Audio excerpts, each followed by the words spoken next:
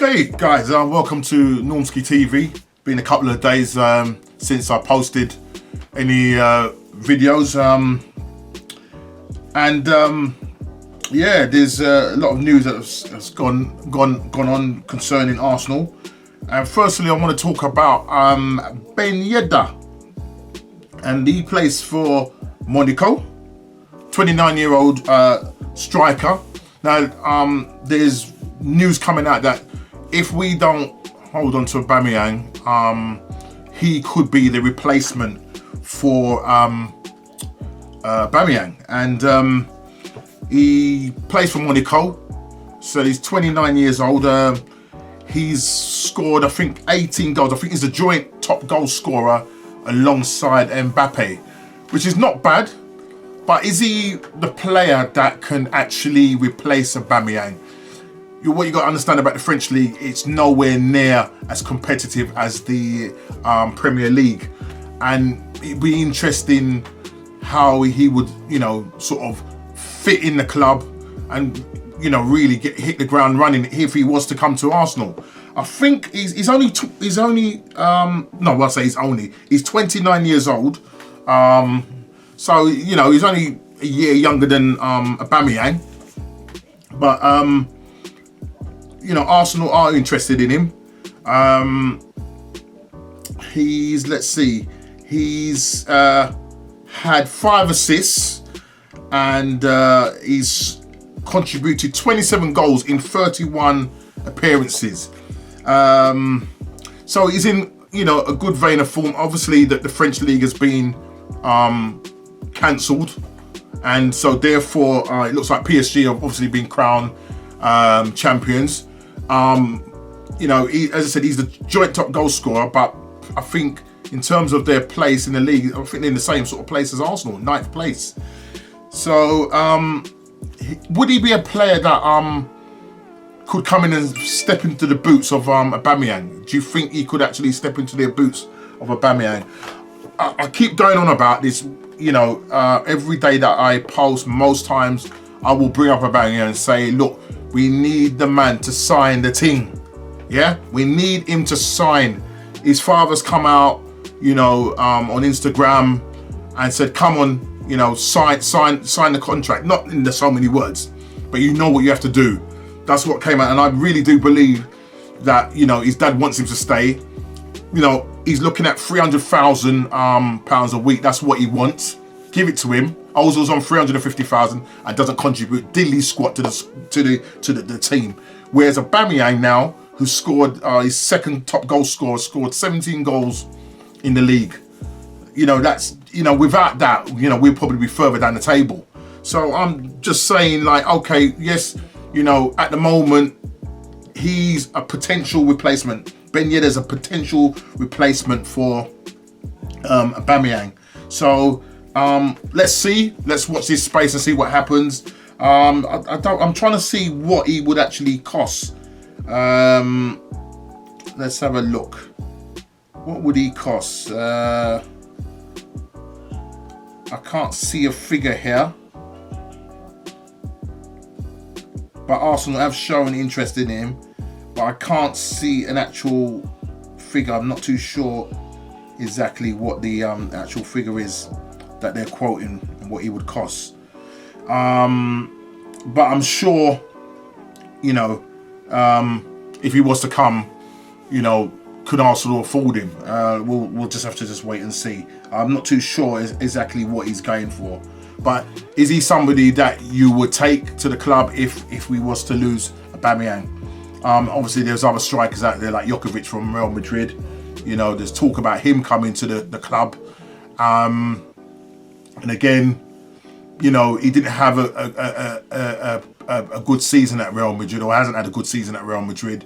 He's come from I think Frankfurt, where he scored a phenomenal amount of goals, but just hasn't hit the ground running in Real Madrid. So he's another forward that Arsenal are also linked with. So we'll wait and see. I think the problem is just at the moment, the way the market is going with this COVID, clubs are not moving as yet. I mean, yeah, there's talk that The last I heard that Arsenal ain't got no money. So what does that mean? You know, Raul Sanelli has come out and said we haven't got no money, and you know, we're probably going to end up buying really cheap players, or probably doing loan deals, or we might not buy anybody. But then if we don't buy anybody, I hope we're not going to decide to sell, you know, Aubameyang to get funding back into the actual team. I hope that's not the case. So Arsenal, if you're listening, please sort this out and get Aubameyang to sign the thing. Okay, there's another story coming out, and this is from AS Roma, where there's a possibility. We've got Mkhitaryan, who went on a year's loan. Mkhitaryan came from Man United as a swap deal with Sanchez. In the early stage, we thought we had the better deal, but as things progressed, you know, he's just went off the boil, and we just couldn't wait to see the back of him. He went off to Roma on a year's deal. It seems as if Roma really like him, and there's a possibility that you know, Roma maybe looking at doing a swap deal with Arsenal, maybe throwing in some cash. And this swap deals with, if I can pronounce his name, Cengiz Under. And what they're hoping to do is to look to see whether there's a possibility of doing a swap deal with them. The Italian outlet, I'm just going to read this. Italian outlet Lego claimed there's cautious optimism from AS Roma about bringing Mkhitaryan in this summer, and they could consider a swap deal for Cengiz Under to make it happen. As per claims from Gianluca De Marzì this week, AS Roma are keen to sign Mkhitaryan on a permanent deal. However, they aren't in contact with the Gunners just yet. They are planning to first hold talks with the player and his agents to establish his intentions. It goes on to say in the report, the coronavirus pandemic throws a spanner in the works.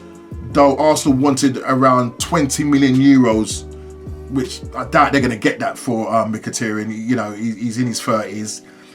You know, he's on £200,000 a week, which is a sin. I can't believe it that Arsenal are paying that kind of money. And it seems that figure seems much less reasonable for a player that, as I said, is in his 30s. Lego also goes on to claim that there are a couple of possible solutions. One is another loan, or presumably either with an obligation to buy or a year-long contract extension at Arsenal. Mkhitaryan's deal expires next summer, so that's only one way a loan could work. The other, again, is to do a swap deal for Cengiz Under. Arsenal would need to throw in about 10 million euros to sweeten the deal. It goes on to say, thanks to an injury in September and his subsequent slow return to the team, Under is only up to 12 starts in all competitions for the entire season. That's part of why his numbers dropped from 6 goals and 10 assists last season to just 3 goals so far in this. So he's 22, you know, he's made almost 200 appearances at club level and 20 for his country. He has potential. He has potential, but whether Arsenal need another right winger is a big question there. As I say, you know, we've got the likes of Pepe, who plays on the right. Do we need another? I don't know whether plays in the other position. And maybe, yeah, there's talk that there could be a possible swap deal. But then, if we've already got a right winger, why are we going in for another one? This guy's 22. He's going to be looking to come and play. Again, I don't know whether the deal is going to happen or not. But what I would definitely say is that we would need to definitely get Mkhitaryan off our wage bill, because we're paying far too much money. We're paying 200,000 plus a week. Can you believe it? £200,000 plus a week for a 31-year-old. That's Arsenal. The thing I don't get about Arsenal is that, you know, I think we have the 4th highest wage bill. 4th or 3rd highest wage bill. 230 odd million in wages. Yeah, we're the 4th richest club, granted. Right, apparently we're the 4th richest club in the world. Don't know how. There's talk that we have £200 million in cash reserves, and as I earlier said, Real Sociedad said we have no money. So the question I'm asking is, where's the money? Where is the money? Can somebody please tell me where is the money at? Because this is just getting beyond a joke. So there we have it. So as I said, interest in Ben Yedder, interest in a swap deal with Unda and Mkhitaryan. Whether that will happen, again, as I say, watch this space. And lastly, I just want to talk about Thomas Partey.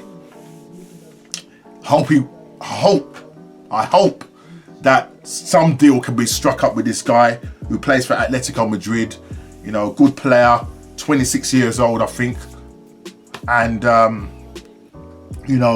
Atletico are trying to hold on to him. They're trying to extend his deal, double his wages, and there was talk that, the party and his team weren't happy with the actual contract offer that was given him. So there's hope that as a result of that, Arsenal may have a chance to sign him. He has a 43.5 million buyout clause. Arsenal, so-called, his father has said, saying quotes, that his representatives are talking with Arsenal, even though they have come out and denied that. But maybe they don't want that to, be popular, and they don't want it to be public knowledge. Keeping their powder dry kind of thing. But what I would say is that if Thomas Partey was to come, to Arsenal, if we was to get the deal, who are the players that will be likely to end up leaving? We have quite a few midfielders, the likes of Xhaka, Torreira, Guendouzi, Ceballos, just to name a few. Now, these guys positions could be under threat if Partey was to come. Now, namely, if you look, he's a defensive midfielder, probably a box-to-box, very good on the ball, very strong in the tackle, and he would definitely protect that midfield. So would he, be upsetting the likes of, I know Dani Ceballos is going to probably end up going. He's not as strong as Thomas Partey. He's likely to go back to Real Madrid. I don't think we're going to end up getting him on a permanent deal. And I think there was talk that if we do want him, we would have to cough out something like £44 million, which I don't think Arsenal are going to do that. We may possibly get him back on another loan deal if he doesn't, can't get assurances from Zidane about getting a place. So there's a possibility that he could come back on loan and try and fight for his place. But, if we take him out the equation, then you have Granit Xhaka. Now, Granit Xhaka 6 months ago was on his way out. Yeah, the way he sort of carried on at the Emirates, I'm sure the game, I think it was possibly the Crystal Palace game, I can't remember, when he threw down the armband, and literally we thought that would be the end of it, and we were just looking basically for him to just take his backside and get out the club. Since Arteta's come in, under Mkhitaryan, under Unai Emery, he really had a bad time with him, the club, the fans especially. But now it seems as if he's won back the fans' hearts, and he's doing really well under Arteta. And he's probably one of the main guys, when it comes to the team sheet, to be one of the first names on the team sheet. And to be honest, as much as I'm kind of 50-50 with Xhaka, when he ain't playing, you do notice the difference. The only thing about Xhaka, he is one-footed, he's slow, and for his size, he should be stronger than that. He has a little mistake in him, but I don't know. I think he's likely to stay. I reckon, personally speaking, the person that would probably likely to go if Thomas Partey was to come in is Lucas Torreira. And Lucas Torreira, he's coming. When he first came into Arsenal, done really well with the club. The first few months we thought, wow, this guy's tenacious. When we saw him in the World Cup, played for Uruguay. Thought, yeah, this guy is the one. And came to Arsenal, started off, got an injury, and then, he kind of went off the boil. And then he didn't start getting games under Unai Emery, and he was playing him in the wrong position, which I have no idea. And then there was talk about he was unhappy and he wanted to leave the club and so on and so on. But then we're hearing that, now, he's dismissing all of that and saying that he's happy to stay at the club. He has no intention of leaving. But the problem is, if Thomas Partey does come, he's probably going to be likely the one to go. And I know AC Milan have been showing some interest in him. So, if that was the case, it will probably be Lucas Torreira that will be the one to go. But I want to throw in another player, and that's Guendouzi. Now, Guendouzi is a young player from the French league, came from the second division, and came to Arsenal, and it was a breath of fresh air. Very, very, for his age, he was like a leader. You know what I mean? But I think over time, he started to get a little bit big for his boots. And one of the things about Guendouzi, he's got a lot of time to develop. I get that. But he dwells on the ball too long. And then there was the time when I think he got dropped when they went away to Dubai. There was some sort of altercation with Arteta. And when he came back, he got dropped for the Newcastle game. I think maybe, he was getting a little bit big for his boots. And, he's a young player. And sometimes, he can kind of, think that he's better than what he is. And he could possibly, he's a young player, and there was talk that, when he first came, because we only paid something like 8 million for him, something like that. It was some really small fee. You can definitely know that now his price tag has gone up. So maybe Arsenal might cash in on him. You never know. But, to have Guendouzi's more of a box-to-box player. I wouldn't call him a defensive midfielder, whereas Torreira is. And if you are bringing in Thomas Partey, I know Thomas Partey can do both roles, and he can do them both well. So, it'd probably be better if we, unfortunately, lose Torreira, because, the Premier League is a strong leader, he's a rough and tumble, and he, a lot of tackles are putting on him, and he, over late, he's been getting a lot of injuries. And I think if anybody was to go, it would probably be Thomas Partey. Sorry, it'd probably be Lucas Torreira. That just threw me, something just dropped off. Yeah, it'd be Lucas Torreira that would be the one that would probably end up being sacrificed and bringing in Thomas Partey to fill that gap. What do you think? Let me know in the comments what you think. Whether I don't know what happened there. It's just stopped recording, so we'll sort that out. But just what I was saying, should it be Granit Xhaka that should go? Should it be Lucas Torreira? Should it be Guendouzi? Who would you replace to bring in Thomas Partey? Put it in the comments and let me know. And furthermore, I'd like you to subscribe, like and share. And I'll see you on the next one. Take care.